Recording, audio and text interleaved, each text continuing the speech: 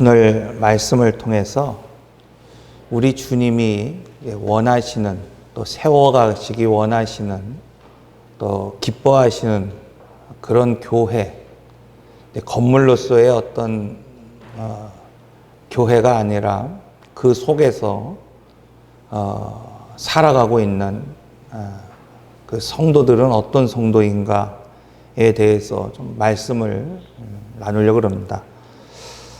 그런 의미에서 교회라고 하는 것은 단순히 사람들이 모이는 어떤 공간이 아니라 하나님께서 직접 세우신 오늘 우리 이 공동체를 오늘 우리가 교회다 이렇게 말할 수 있고, 더 나아가서는 이 세상에 감춰진 그 하나님의 비밀, 그 구속의 은혜를 오늘 우리가 누리고 또 그것을 전하며 살아가는 공동체다 이렇게 말할 수 있습니다. 그래서 오늘 본문 말씀을 보면 하나님께서 그러한 오늘 우리를 창세 전에 이미 예정하셨고 선택하셨고 세우셨고 오늘 우리를 하나님의 기업으로 만들어 가신다고 말씀하고 있는 것을 보게 됩니다. 이러한 하나님의 역사에서 교회는 그냥 우리가 세상의 어떤 모임처럼 그냥 모이는 그런 종교적인 어떤 모임이 아니라 바로 이곳에서 하나님의 구원의 역사가 이루어져야 되고 또 하나님을 기뻐하는 그 삶을 오늘 우리가 살아낼 수 있어야 된다는 겁니다. 그래서 하나님께서 구약 공동체를 처음 세워나가실 때 우리가 이제 출애굽기, 백성 만들기 이제 이렇게 얘기하잖아요. 그래서 하나님께서 그 백성을 조직하고 만들고 공동체를 세워갈 때 가장 우선적으로 말씀하시는 것이 있어요. 그러니까 그들이 광야에서 훈련을 받고 난 이후에 이제 약속의 땅 이제 들어가게 되죠. 하나님이 주시는 기업으로 그들이 이제 살아가게 되는 겁니다. 자, 그때 하나님께서 이스라엘 백성들에게 뭐라고 말씀하시냐면은 유월절 또 오순절, 초막절 이것을 반드시 지켜야 된다 이렇게 말씀을 하고 있는 것을 보게 됩니다. 이것은 오늘날 우리가 살아가는 지금도 매우 중요한 그런 절기라는 것을 이제 알아야 되죠. 그래서 레위기를 우리가 그 전에 배울 때 두 가지 축에 대해서 말씀을 드렸잖아요. 하나는 오늘 우리가 어떻게 하나님 앞에 나갈 수 있는가. 그러니까 죄로 인해서 결코 하나님 앞에 설 수도 없는 오늘 우리는 하나님께서 친히 하나님 앞에 나갈 수 있는 그런 방법을 오늘 우리에게 알려주셨다. 그런 말씀을 드렸죠. 그래서 크게 제사를 통해서 하나님 앞에 나갈 수 있고 제사장의 도움을 통해서 하나님 앞에 나갈 수 있고 정결한 삶을 통해서 하나님 앞에 나갈 수 있다. 근데 이 모든 것들은 예수 그리스도를 예표하는 것이다. 근데 나가는 거로만 끝나는 것이 아니라 중요한 것은 7절기를 통해서 오늘 우리가 그리스도를 누리는 삶을 살아야 된다. 그런 말씀을 드렸죠. 그래서 이스라엘 절기 중에 가장 우선된 절기가 뭐라 그랬어요? 유월절이라 그랬잖아요. 유월절. 왜 그렇습니까? 유월절. 오늘 우리가 인생을 시작할 때 예수 그리스도의 보혈의 피 위에 시작돼야 된다는 거예요. 그러니까 오늘 우리가 새롭게 인생을 결정하고 새로운 삶으로 살아가기 위해서 중요한 것은 예수의 피가 중요하다. 그런 말씀을 드렸어요. 그래서 오늘 본문을 통해서도 하나님이 기뻐하시는 교회, 공동체로 또 삶으로 세워지는 데 있어서 이 세 가지 절기를 통해서 한번 말씀을 좀 나누려고 합니다. 여러분, 가정의 본질은 대물림에 있다. 그런 말을 합니다. 그러니까 씨의 대물림도 있지만은 요즘은 가풍의 대물림이 있어야 돼요. 그래서 단순히 목사라고 해서 목사의 자녀들이 정말 신앙에, 목사와 같은 신앙에 대물림이 있느냐? 그렇지 않은 것도 많잖아요. 그러니까 오늘 우리는 신앙에 대물림이 있어야 되고 스피릿이 흘러가야 된다. 중요한 것은 나 혼자 기뻐하고 나 혼자 예배하고 나 혼자 살아가는 것이 중요한 것이 아니라 하나님이 이 땅에 가정을 조직하고 가장 그 소수의 단위의 이 공동체를 하나님께서 이 땅에 세우신 목적은 뭔가 이러한 스피릿이 흘러갈 수 있어야 된다고 말씀하고 있는 겁니다. 그런 의미에서 교회의 본질은 뭡니까? 교회의 본질은 전도와 양육이다. 오늘 이렇게 생각할 수 있잖아요. 오늘 우리가 전도를 통해서 생명의 대물림이 있어야 돼요. 안타깝게도 요즘 저희 교회뿐만 아니라 시골에 있는 교회뿐만 아니라 도시에 있는 교회도 점점 교인 수가 줄어든다 그래요. 그러니까 생명의 대물림이 없는 거예요. 근데 안타까운 것은 여러분 점점 나이 들어서 오늘 우리가 지금껏 신앙생활할 오늘 우리도 소중하지만은 정말 이곳에 갓 태어난 아이의 울음소리가 들리지 않는다는 것이 그것이 뭐예요? 적막한 것이고 생명의 대물림이 없다는 것입니다.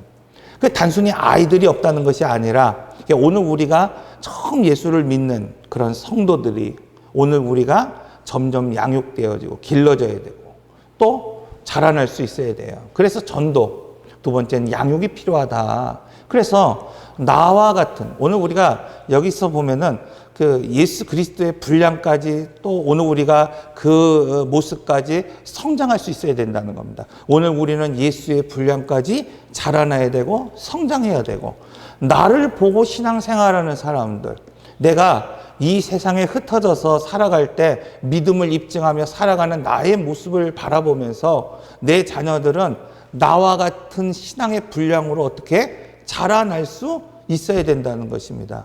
이게 생명의 대물림이고 신앙의 대물림이라는 거예요. 그래서 가정이 됐든 교회가 됐든 이 두 가지가 반드시 필요하다 말씀하고 있습니다.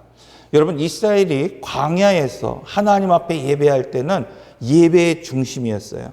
호켄다이저라고 하는 신학자는 이 교회를 두 가지로 분류합니다. 그것은 뭐냐면 모이는 교회와 흩어지는 교회다. 우리가 다 알고 있는 이야기를 딱 정리해 놓은 거예요. 자, 이 정리에 따르면은 여러분 광야라고 하는 것은 모이는 교회의 특징이 있어요. 예배 중심입니다. 성막 중심입니다. 구름기둥 중심이에요. 불기둥 중심이에요. 그래서 늘 그들이 바라보는 것은 하나님의 그 구름기둥과 불기둥과 성막을 바라보면서 어떻게 하나님의 말씀하시는지 사인하시는지를 늘 주목하며 살아가는 거예요. 그런데 그 훈련으로 끝나는 것이 아니에요. 하나님의 목적은 단순히 광야에서 이스라엘 백성들이 살아가는 것처럼 야 너희는 다 필요 없어. 그러니까 교회로 다 모여. 어르신들 혼자 사시는 분들 많이 계시는데 그거 혼자 살 필요 없어. 여기 방 하나 지어놓고 오늘 우리가 수도 생활하는 것처럼 이렇게 살아야 되는 거야. 이렇게 말씀하시지 않는단 말이에요. 하나님의 분명한 목적은 어디에 있습니까? 흩어지는 교회에 있어요. 가나안 이전에는 성막을 중심으로 모입니다. 이동할 때도 성막을 중심으로 모입니다. 하나님이 인도하신 그 길에 서기 위해서 늘 중심이 되는 것이 뭐냐면 하나님이었어요. 그런데 가나안 땅은 어떻습니까? 하나님이 오늘 우리에게 복 주신 땅은 어떻습니까? 그건 하나님 중심이 아니에요. 그건 삶의 중심이라는 거예요. 왜냐하면 1년에 그들이 하나님이 복을 주셔서 각 지파에게 주신 땅이 있어요. 땅은 기업입니다. 땅은 하나님의 약속이에요. 그 땅을 오늘 우리가 가꾸고 누리고 그곳에서 무엇을 만들어 살아가는 거예요? 내가 믿은 신앙을 입증하며 그 1년을 살아내라는 거예요. 여기가 중요한 포인트라는 거예요. 그냥 성막에서 모여 사는 존재가 아니라 하나님이 오늘 우리에게 복 주시기로 한 땅이 있어요. 그것이 가정이 됐던 일터가 됐던 삶의 자리가 됐던 이 지역이라고 하는 사회 공동체가 됐던 하나님이 오늘 우리를 선택하셔서 주신 땅이 있다는 거예요. 그것을 거부하면 안 된다는 거예요. 요셉의 지파는 하나님께서 약속하신 대로 장자의 복을 주셨어요. 장자의 복이라고 하는 것은 뭐 여러 가지가 있죠. 왕권도 있을 수 있지만은 중요한 것은 뭐예요? 2배의 몫을 받았다는 거예요. 장자에게 주시는 복을 그들이 받았어요. 그래서 요셉의 지파는 2배의 몫을 받았지만 성경은 뭐라고 말하고 있냐면은 그곳에 산지가 있어요. 이게 좀 목축을 하고 좀 그 가축을 기르고 이제는 정착하면서 농사를 짓기 위해서는 그런 산지가 있는 땅이 아니라 평지가 있는 땅을 내게 주십시오. 요구하고 있는 거예요. 내게 2배의 복을 주셨지만은 그곳에는 뭐가 있느냐? 철병거가 있습니다. 좀 힘이 안 들고, 좀 그냥 밭을 갈아도 그냥 조금만 갈면 옥토가 되는 그 땅을 내게 주십시오. 그럴 때 뭐라고 말씀하고 있습니까? 산지가 있어도 개척하라는 거예요. 개척하지 않고서는 열매 맺을 수 없다는 거예요. 여러분, 다시 말하면은 가나안 땅이라고 하는 것은 삶이 중심이 되는 교회예요. 그곳에서 예배를 세우고 그곳에서 제단을 쌓는 거예요. 그곳에서 내가 고백한 믿음을 입증하며 살아가는 교회와 성도가 되어야 된다는 거예요. 그런데 이스라엘 백성들에게 하나님이 한 가지 조건을 내셨어요. 그것은 뭐냐면, 내가 너희에게 준 그 복의 땅, 오늘 우리 집사님들이 살고 있는 그 가정, 또 일터, 너는 그곳에서 너가 믿은 그 믿음을 입증하며 살아가라. 그러나 단 세계의 절기에는 반드시 올라오라는 거예요. 어떤 일이 있어도 하나님의 백성이고 유대인이라고 한다면 너희는 그때 올라와서 너희의 믿음을 다시 확인하는 거예요. 다시 점검하라는 거예요. 그래서 주시는 절기가 무엇입니까? 유월절이에요. 오순절입니다. 초막절. 이 절기는 반드시 올라와서 여호와의 절기로 지키라고 말씀하고 있습니다. 그런 의미에서 오늘 본문의 말씀, 천지가 시작되는 그때부터 하나님이 오늘 우리를 그저 너 혼자 복을 받는 그 존재가 아니라 복의 통로로 오늘 우리를 세우시고, 오늘 오전에 말씀드린 것처럼 너희가 실수하거나 넘어지거나 연약할지라도 너는 복이 될지어다. 교회에서 그냥 복된 사람이 아니라 너가 흩어진 그 가나안 땅, 약속으로 받은 그 땅에서 복이 되게 하시는 그 하나님의 은혜, 그곳에서 하나님을 기뻐하며 살아갈 수 있는 그런 인생, 그런 인생은 어떤 인생인가? 3가지로 말씀을 나누겠습니다. 첫째로, 주님이 원하시는 성도는 앞서서 말씀드린 것처럼 유월절을 확인할 수 있는 성도라는 거예요. 여러분, 지금 유월절을 지키는 교회가 어디 있습니까? 유월절을 지키라는 것이 아니라 그 의미가 무엇인지를 분명히 알 수 있어야 된다는 거예요. 유월절을 지났다고 하는 것은 여러분 누누이 강조하는 것지만 나의 인생을 지금 어디에 기반을 두고 살아가고 있는지를 확인할 수 있어야 된다는 겁니다. 여러분, 오늘 우리는 분명히 세상을 발딛고 살아갈 수밖에 없는 존재입니다. 목사인 저도 오랫동안 신앙생활한 여러분도 사회에, 이 세상에 발을 딛지 않고는 살아갈 수 없다는 거예요. 극단적으로 오늘 우리가 태백에 있는 예수원처럼 그냥 그 사회와 좀 단절해서 그냥 믿음의 공동체, 신앙의 공동체로 오늘 우리가 살아가지 않는 이상은 적어도 오늘 우리는 세상에 발을 딛고 살아가는 존재이기 때문입니다. 그렇게 1년을 오늘 우리가 살아가는 거예요. 그렇게 오늘 우리가 지금껏 살아왔다는 거예요. 그런데 하나님께서는 그곳에서 나의 믿음과 나의 신앙을 입증하고 고백한 대로 살아가지만은 무뎌질 때가 있어요. 아브라함이 오늘 본문에서 그 하나님이 약속한 그 땅에 도착했을 때 이미 그 땅에 거민이 있었음에도 불구하고 하나님의 약속을 받고 뭐 했다 그랬어요? 제단을 쌓았다고 말씀하고 있습니다. 그런데 이후의 말씀을 보면은 그가 가뭄이 들고 인생을 살다가 보니까 하나님의 오늘 우리에게 주시는 그 뜻대로 오늘 우리가 살다가도 어느 때 인생에 가뭄이 생기고 문제가 생길 때 두려움 때문에 그가 하나님 앞에 묻지 않았다는 거예요. 초심을 잃어버리고 하나님의 뜻을 쫓아 머물러 있어야 될 그곳, 하나님이 말씀하시면 본토 친척 아비의 집도 떠났던 그가 이제는 뭐예요? 하나님 앞에 묻지 않음으로 말미암아 머물러 있어야 되는 그곳에 머물지 못하고 애굽으로 내려갔고, 그로 인해서 자기 아내를 누이라고 부를 수밖에 없는 수치스러운 삶을 살아가고 있었다는 것입니다. 그런데 하나님께서 그 인생을 어떻게 만들어 나가고 계십니까? 오늘 말씀처럼 비록 실수했어도 넘어졌어도 하나님께서 그 인생을 다시 세우셔서 복이 되게 하셨다 말씀하고 있다는 거예요.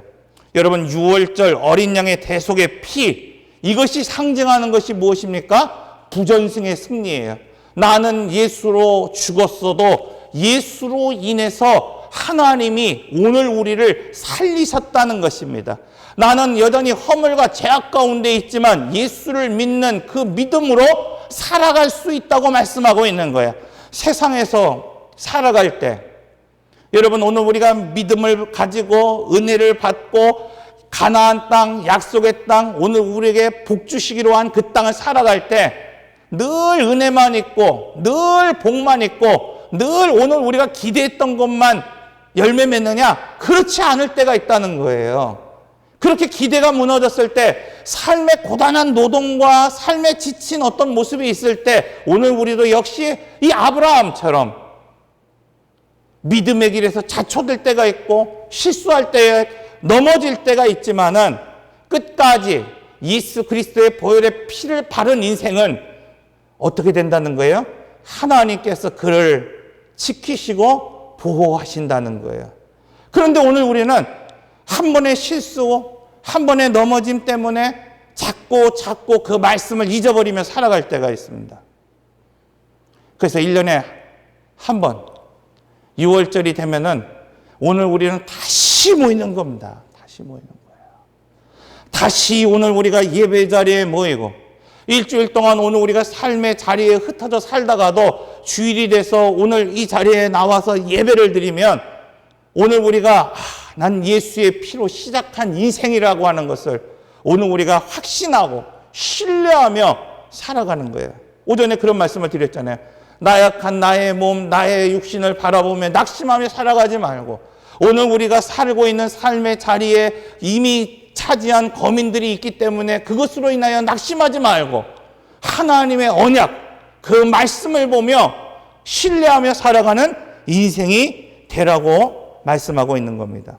여러분, 그가 애굽의 왕이 되었든지 또 그가 애굽의 대신이 되었든지 중요한 것은 예수의 피를 바르지 않는다고 한다면 그것은 죽음뿐이라고 성경이 말하고 있어요. 그러나 오늘 우리의 삶이 애굽의 종처럼 그냥 고센 땅이라고 하는 곳에 버려진 땅에 그들이 그냥 살기 싫어하는 땅에 오늘 우리가 살고 있는 그런 존재라 하더라도 애굽의 사람들처럼 성벽으로 그냥 둘러싸여 있어서 누구도 함부로 할 수 없는 그런 집이 아니라 초라하고 쓰러질 수밖에 없는 그런 가난한 허름한 집에 오늘 우리가 산다 하더라도 예수의 피를 그 문지방과 문설주에 바르기만 한다고 한다면 하나님께서 오늘 우리에게 구원을 주신다고 하는 이 믿음을 확인하라는 거예요. 지치지 말라는 겁니다. 특별히 오늘 이 연로하신 오늘 우리 성도님들, 오늘 우리의 몸이 하나님의 성전이라고 말하고 있는데 이 육신의 몸이 허물어지는 것 같고 보수해야 될 것 같고 힘든 것 같을 때 낙심하지 말라는 거예요. 아무리 허름한 집이어도 예수의 보혈의 피를 바르기만 하면은 하나님께서 그의 인생을 유월시켜 주시고 구원해 주시겠다고 하는 그 믿음을 어떻게 하라? 오늘 회복하라는 겁니다. 예배를 통해서 회복하라는 거예요. 그것이 하나님이 기뻐하시는 신앙이기 때문입니다. 바라기는 오늘 우리 성도들 이제 한 해가 지나갈수록 어제보다 좀 나이가 들어가고 몸도 연약해지지만은 낙심하지 마십시오. 하나님이 오늘 우리에게 복이 되게 하셨고 끝까지 오늘 우리를 책임져 주신다고 말씀하고 있어요. 그러므로 안 풀리면 원망하고 불평하고 막 무리치면서 왜 이렇게 됐냐고 하지 마시고 안 풀리면 뭐 하라는 거야? 예수의 피를 바르라는 거야. 예수의 이름을 가지고 기도하라는 것입니다. 쓰러지고 넘어져도 실수해도 예수의 피, 예수님의 이름을 부르며 살아가는 사람을 하나님이 기뻐하신다고 말씀하고 있는 거예요. 두 번째로 하나님이 원하시는 성도는 어떤 사람이냐? 오순절을 확인할 수 있는 사람이에요. 구약에서 오순절은 칠칠절이라고도 불리고 이 칠칠절은 첫 수확을 감사하는 절기예요. 예를 들면 오늘 우리가 뭐 추수감사절처럼 은혜가 많고 막 그냥 열매가 많고 그냥 거둬들일 것이 많기 때문에 감사하는 것이 아니라 첫 것, 아직 이후에 어떻게 맺어질지는 모르지만 처음 것을 드리는 신앙을 회복하는 것이 오순절이라는 거예요. 그래서 성경은 이 첫 것이 참 중요합니다. 첫 것을 드리는 마음으로 하나님 앞에 드리는 것. 이게 뭐예요? 여러분, 소제예요, 소제. 하나님 앞에 감사하는 자원제.